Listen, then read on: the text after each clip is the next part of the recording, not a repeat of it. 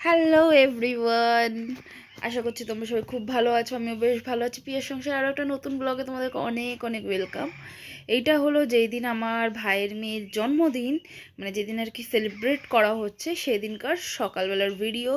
সকাল সকাল ঘুম থেকে উঠে একদম সুন্দরভাবে ফ্রেশ হয়ে হাতে ক্রিম ট্রিম লাগিয়ে নিচ্ছি। আর এখানে এসে সব থেকে যেটা আমার প্রবলেম হচ্ছে ঘুমানোর।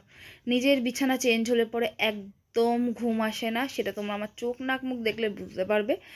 বাট ওনাদের ব্যবহার এত ভালো, এত ভালো, মানে তোমার মনেই হচ্ছে না যে আমি বাড়িতে রয়েছি না অন্য কারোর বাড়িতে এসেছি।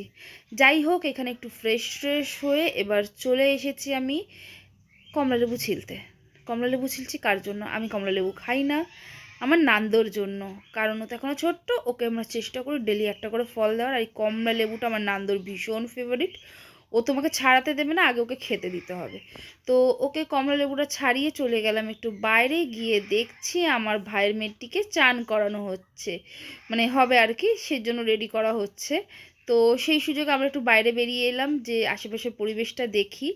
দেখ, এখানে দেখো নন্দীজি দেখে আমার নান্দো পাগল হয়ে গেছে নন্দীজির কাছে যাবে বলে। তো এখানে দেখো প্যান্ডেল হয়েছে ওদের বাড়ির পিছনেই, ওর জন্মদিনটা যেখানে সেলিব্রেট হবার। এখানে বাদর দেখো, মানে এত পরিমাণে বাদর ধারণার বাইরে। আর এখন এসেছি একটুখানি ছাদে, চলো তোমাদেরকে ছাদটা একটু ঘুরিয়ে দেখাই। দেখো কাকিমার হাতের কি সুন্দর সুন্দর গাছপালা রয়েছে এখানে, খুব সুন্দর গাছপালা। আর মানে খুব যত্নআত্তি করে, বোঝাই যাচ্ছে সেটা। এখানে সকালবেলা টিফিন হচ্ছে লুচি তরকারি। আমি খাবার দেখাই না খুব একটা। আর এখানে আমার নান্দুকে দেখো, ও মানে ঘুম ওর যাচ্ছে না চোখ থেকে। যাই হোক, একে ফ্রেশ ট্রেশ করিয়ে আমরা চলে এসেছি প্যান্ডেলে দুপুরের খাওয়া দাওয়া খেতে। তো দুপুরের খাওয়া দাওয়া খেয়ে বাড়িতে গেছি যে একটু রেস্ট করে রেডি হবো। ততক্ষণে দেখছি জানলার বাইরে দিয়ে এই মহারাজকে দেখা যাচ্ছে। আমরা লিটারালি আমাদের মনে হচ্ছে কি না যে কখন যেন কিছু একটা জিনিস হয়তো টান দিয়ে নিয়ে চলে যাবে, এরকম করছে। ও নতুন চাদর লোকের ইসে করে দিচ্ছে, বড়ি টড়ি সব ভেঙে ভেঙে দিচ্ছে। তো যাই হোক, সবার প্রথম আমি কিন্তু আগে আমার নান্দকে রেডি করিয়েছি, 2-3 বার ড্রেস চেঞ্জ করেছে। তারপরে নান্দর মাকে রেডি করিয়েছি। তো নান্দর মায়ের মেকআপটা আজকে আমি করেছি, কোনো বিউটিশিয়ান না। তো হেয়ারটা দেখো আর মেকআপটা দেখো কেমন হয়েছে, অবশ্যই আমাকে কমেন্ট করে জানাতে হবে। এই যে এইটা হলো আমার ফাইনাল লুক, যেটা আমি তোমাদের সাথে কোনোবার আমার রেডি ওটা শেয়ার করতে পারি না।